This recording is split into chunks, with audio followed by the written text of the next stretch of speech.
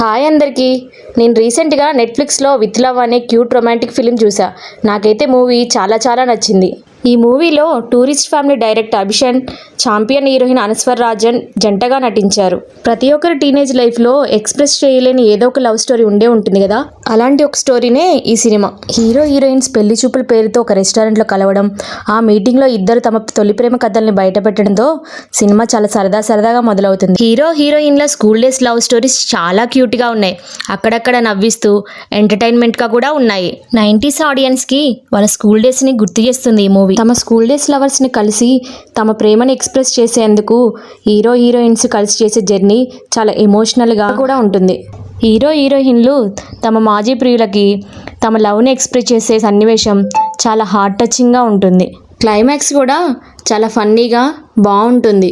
ఈ మూవీ చూసిన వాళ్ళుంటే ఎంతమందికి నచ్చిందో కామెంట్ చేయండి.